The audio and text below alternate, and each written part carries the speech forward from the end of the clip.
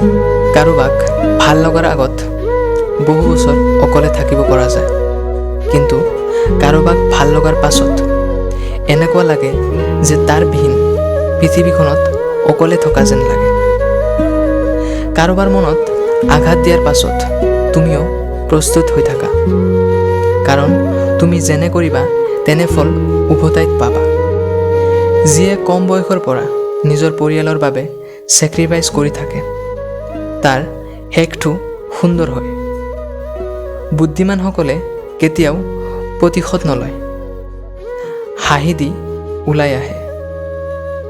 বন্ধুত্ব শেষ হৈ গ'লেও গোপনীয় কথাবোৰ গোপনে থাকিব দিবা, কাৰণ এটা সময়ত সেইজনে আপোনাক বিশ্বাস কৰিছিল। সহজ সৰল মানুহবোৰৰ ডাঙৰ ভুল হ'ল তেওঁলোকে গোটেই জগতখনক নিজৰ দৰে সহজ সৰল বুলি ভাবে। সেইকাৰণে সিহঁতে বাৰে বাৰে ঠগি যায়।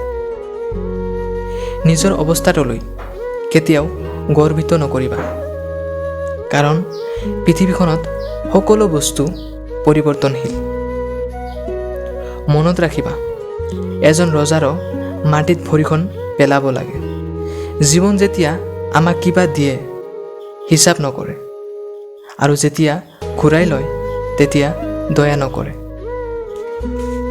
অতিৰিক্ত কাৰোবাক বিশ্বাস নকৰিবা, অতিৰিক্ত কাৰোবাক ভাল নাপাবা, অতিৰিক্ত কাৰোবাৰ প্ৰতি আশা নকৰিবা, কাৰণ এই অতিৰিক্ত শব্দটোই এদিন আপোনাক অতিৰিক্ত কষ্ট দিব।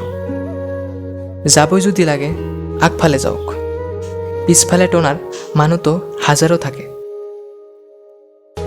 আমাৰ বিবেকতকৈ ডাঙৰ আদালত এই পৃথিৱীখনত আৰু ক'তও নাই। অন্যক কন্দালে নিজেও এদিন কান্দিব লাগিব, মাত্ৰ সময়ৰ অপেক্ষা।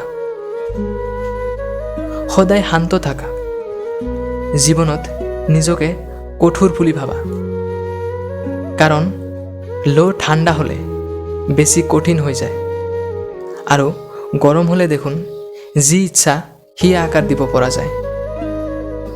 সাময়িক আৱেগত পৰি চিৰস্থায়ী সিদ্ধান্ত নল'বা। সত্য ভাল পোৱাত কোনো ধৰণৰ বাহানা নাথাকে। ইয়াত নাথাকে কোনো পৰিস্থিতিৰ গল্প, নাথাকে ঘৰৰ মানা নামানাৰ প্ৰশ্ন, নাথাকে ভাগ্য কপালৰ আশা। মাত্ৰ এটাই লক্ষ্য থাকে যে লগত লৈ জীৱনটো আগুৱাই লৈ যাব।